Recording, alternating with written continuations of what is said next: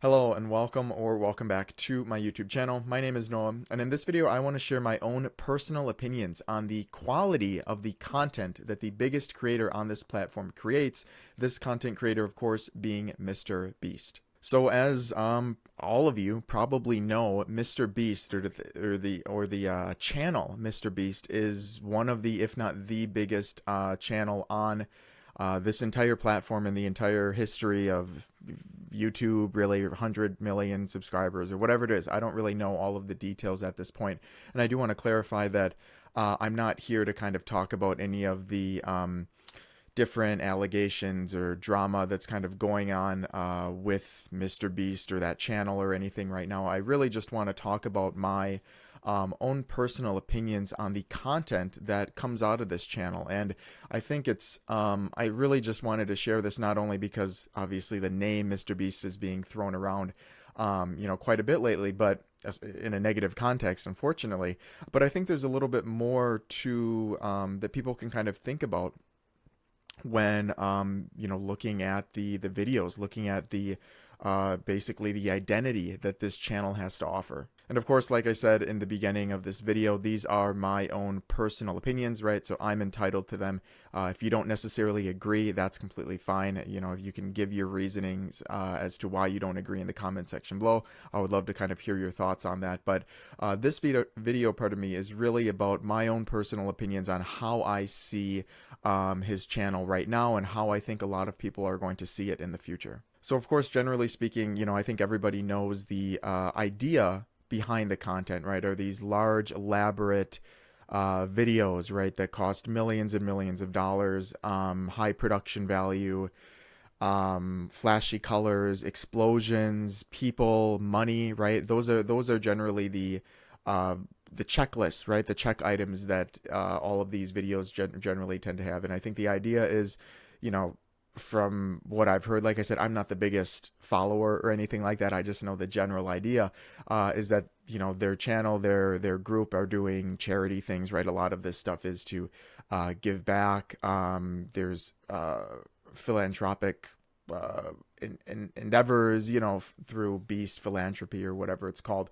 And that's kind of the identity, is that, we're, if I'm speaking from the channel, we're going to do all this good and we're going to make all these really exciting videos and we're going to just do good, right? And that's kind of the MO, I think, or that's the MO that Mr. Beast wants on his resume card, right? That's what he wants everybody to kind of think of him, or think of his identity when they think of his channel and his personality and so on. And the first thing that I want to say as far as the videos go, because I think there's quite a few things to say just in general. Like I said, I don't really want to get into a lot of the drama that's going on, frankly, because I don't really know much about it. I know some details, but it's not something that I'm really interested in talking about. I want to talk about the money stuff, right? I want to talk about the stuff that I actually think matters. And one of them, obviously, are the videos, right? And for me personally, I don't know how many videos they've posted, but they generate tens of millions of views, maybe hundreds of millions on some of them. I'm not exactly sure.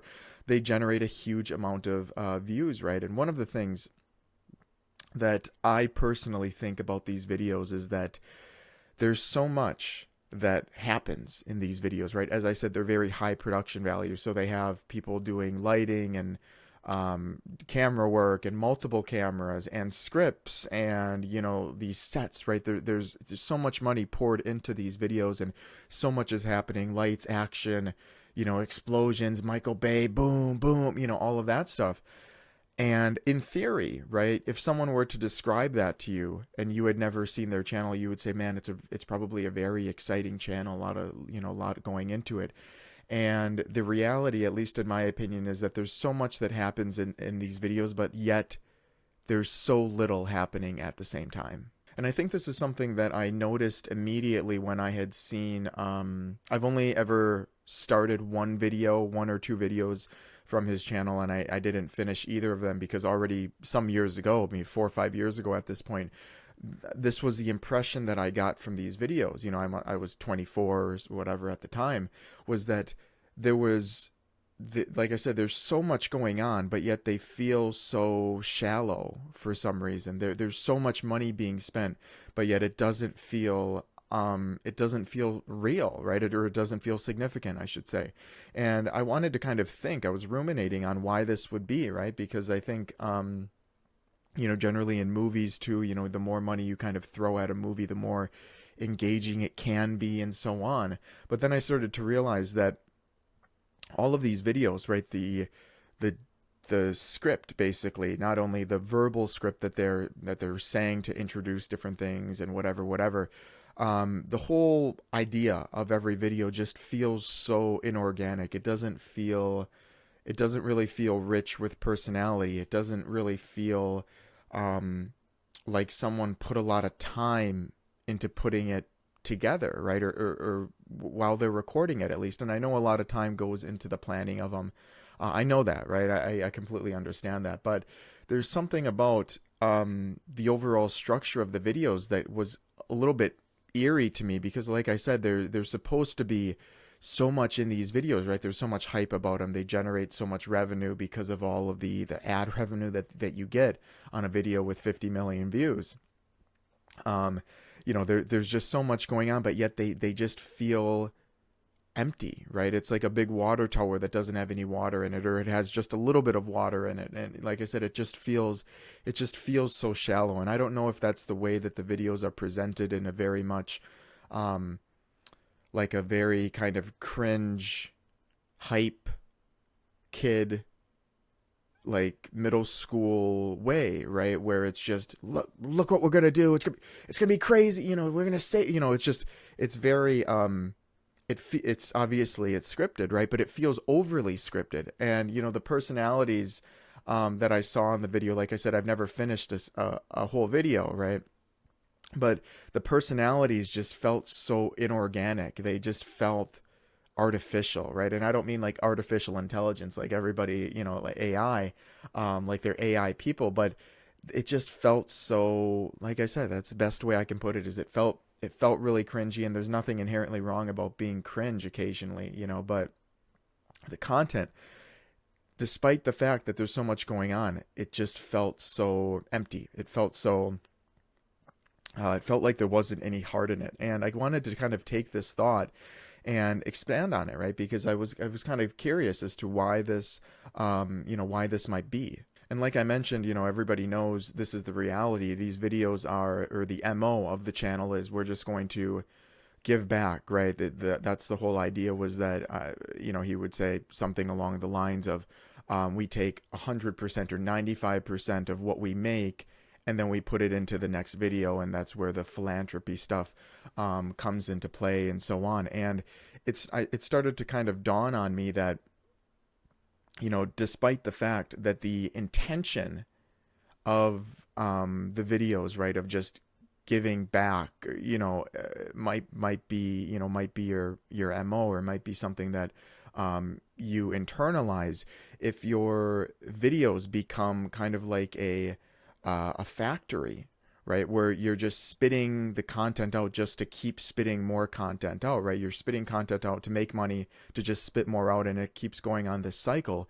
It starts to lose a lot of this significance. And that's actually a good example that I kind of thought of earlier today, where, think of a factory, right? A factory, a lot of stuff is going on. There's all these moving parts. There's machines, there's lights, there's safety, this, and you know, they're spitting out hundreds of thousands of TVs, or you know, phones. You know, it's just an assembly line. So much is happening, and you can watch that, and right, and you can see that there's unbelievable amounts of money being made and things being produced, but yet the individual who's making a single coat by hand and cutting the sheepskin and sewing the sheepskin and putting labels on and then ironing it and then applying a coat over, you know, a painting coat or whatever for a sealant. The video, if they were both videos of the same length, the one with the coat, even if there's no audio in it, even if there's no dialogue in it, and it's just background music, it just feels so, it feels so real. It feels organic. It feels non-forced, and it feels the important thing is it feels more significant, than the video of the factory spitting out a bunch of content. And that's, or not content, phones in the example that I gave, but you guys got to get the general idea where I think of his channel, these videos as a production line, right? That spits them out just for the sake of spitting them out. And that is what production lines are for, right? The companies make the same exact thing over and over and over again to get it into the hands of people, to get people buying it, to make money. But the individual making, making something by hand, they may only be able to make as many as they have energy for, but those items that they do make carry so much more value, right? There's so much more, hands-on work. There's heart that goes into it. And, that's the way I look at the video section of, what I want to talk about in my video here. But that's the kind of way that I see these videos, is despite the fact that there's money being given away and there's toys being given away and there's all these colors and lights and people shouting. I mean, to be honest, the human part of it, to me, for me, is just really cringy, and I can't stand that. I just can't, right? But that, that's kind of a different topic. Despite all of that, these instances, this stimuli, these videos are just so boring. They're so boring to watch. I can't finish them, right? And this was already years ago, right, where I should have been in that target audience, perhaps, maybe not. But I like I said, I tried watching one and I was instantly turned off by it. And today I watch videos of people, sharpening swords, on a whetstone for half an hour with no dialogue, and it feels more significant. It feels like there's more heart in it than the videos that I see, clips of and so on the Mr. Beast channel. One of the other things that I did want to at least mention is this whole philanthropy thing, right? That, like I said, I don't know all of the details. I don't know, every single detail about every person there, about bank accounts or, cash. I don't know, right? But I think this idea of this guy that gives everything away, and this guy that gives everything back into what they're doing, it has to be that's a false claim, right? There's no way that's possible. There's, the assets that this guy owns. I know there's some crypto stuff going on. Like I said, I don't know, all of the details, but I feel like, if philanthropy, at least the way that I was kind of brought up and raised around specific words, and that's kind of an interesting topic for a different video, but words mean different things to different people, connotatively, right, depending on how they grow up. And at least for me, when I was introduced to the idea of a philanthropist, it was, at least my definition of it, my internal definition, is it's someone who does not seek to gain anything from their actions, right? So it's me going to the Santa at Walmart during the Christmas season, which is now, throwing in $50 or $100, and walking away and saying, yeah, have a Merry Christmas. I don't really benefit from that monetarily, right? I don't put the money in there and then he gives me a scratch off and then I win 10 grand, right? That's not how it works. So I don't go into Walmart and they say, hey, thanks for donating $100. Here's 500, right? That's not how it works, right? And for me, philanthropy is that it's giving part of your time or your money, which money is time, right? It's giving that away and expecting literally nothing in return except the feeling of helping someone else. And what this, so that's my definition. And obviously that's not really a reality, right? Because at least Mr. Beast himself, as far as my knowledge goes, I don't think there's been any kind of release of,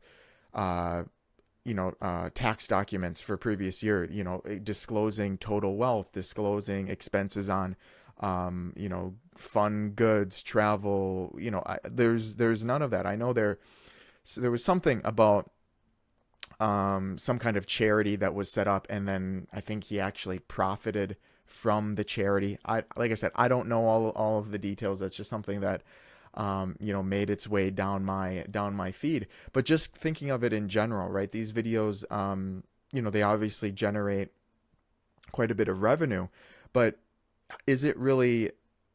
I don't know. It doesn't feel like philanthropy if you're benefiting millions and millions of dollars from doing it this way. Then I think, for me at least personally, it loses that philanthropic um, idea, right? Because if that were the case, then yeah, everybody would do it, right? Everybody would be a philanthropist if they knew they were going to get money back out of it. And I thought about that the other day and how interesting it was, where the identity is that, and I think he's been quoted, on interviews and so on, saying, oh, we put everything back in, we don't keep anything. And initially I thought that was kind of a cool idea. You just keep what you need to survive, 100,000, 150,000, maybe 200,000, right? But then everything else goes into these endeavors, and that's clearly not the case, right? Like I said, there's no, I haven't seen any kind of disclosure of all of his liquid and non-liquid assets, or anything like that. And I don't think he would ever disclose that, right? Because there's a fear of being looked at as, you're not really a philanthropist anymore. You're just churning out videos kind of in the guise of being a philanthropist, but also capitalizing a great deal on it, through not only through the videos, but this crypto thing that I mean, it is what it is, right? There's nothing illegal or anything going on. But when I start thinking of it that way, the videos started to lose even more of their significance for me, right? When the intent kind of behind how something is created, right? When not knowing it previously, it can really change your idea of the videos. And like I said, I didn't like the videos to begin with, and that's even before knowing more about the background of the individual. And like I said, I don't know him, never talked to him, never will talk to him, don't care to. But those are just a couple of my thoughts as to not only the video aspect, right, the content that's being pushed out and generating quite a bit of revenue for the channel, but also the idea of this basically this coat of being the intentions of the channel being really looking to give back. And the conversation, I think, could go on for some time about this whole giving back thing, where if you really wanted to give back in that way, does it really even need to be documented? Does it, so it just becomes, you can kind of go in circles with it, right? Because certainly there are good things that have been done. I'm not taking any of that away, of course, but it just feels like it's one of those things where, it feels so forced. It feels so forced, and it feels like there's no real heart in it, right? It's a factory, right? You're just churning out, get it in people's hands, make money, keep churning out. And that's just kind of the way that I feel about all of that content. The last thing that I want to add very quickly, I know this video is going on a little bit, but I wanted to really flush out all of my thoughts on this. But the last thing I want to share is kind of where I can see this channel going, Mr. Beast, the idea of Mr. Beast going. And I think because it was introduced in this period where, parents, it was kind of like a first timer thing for, so all of these kids, I mean, the audience needs to be kids, right? Generally speaking, they're the biggest audience right now. I don't necessarily think that's a good idea, but that's just the reality. Because that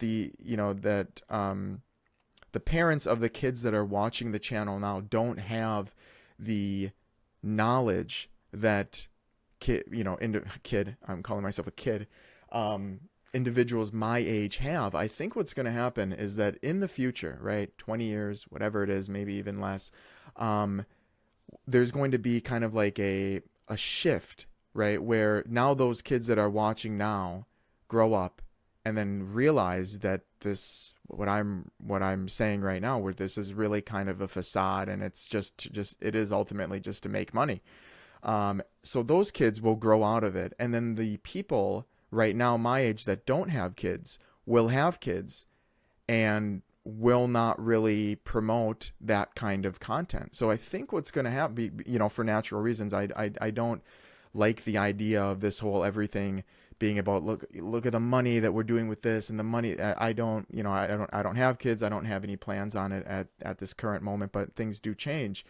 I don't want my kid being around that. I don't want them consuming that content and then being, you know, another one of these hype idiot, you know, kids that are just beyond cringe and you can't even handle. I don't want my kid doing that, you know, or consuming that. So I think what's going to happen is kids will grow out, and then the parents that have kids will not, you know, really permit, they'll have better control over what their kids are watching, and maybe kids won't have phones because kids that have phones now will be all messed up, you know. So I think what's going to happen, generally speaking, is this kind of content is going to really die off. I think it's really going to, you know, it's working right now because it's the people watching it, you know, their parents maybe don't know what the stuff is, you know, all of that kind of stuff. But in time, you know, like when people my age have kids, they're going to be able to call that shit out, right? And they're going to be able to say, no, you know, I don't really want you watching that. Let's go watch Nat Geo together, which I think is far more entertaining than any of those videos, if I'm being quite honest with you. But I think that's what's going to happen. I have a feeling that, you know, this isn't forever. It will die out unless things take a pretty drastic turn, which who knows if they will. But that's kind of the future that I see for the Mr. Beast channel as well. But there you go. That is it. I'm done speaking at this point. Obviously, if you do have any kind of feedback, if you have any other things to add, I would love to hear them in the comment section below. So please feel free to reach out. And as always, if you've stuck along this far in the video, I want to thank you so much for your time today, and I hope to see you again sometime soon.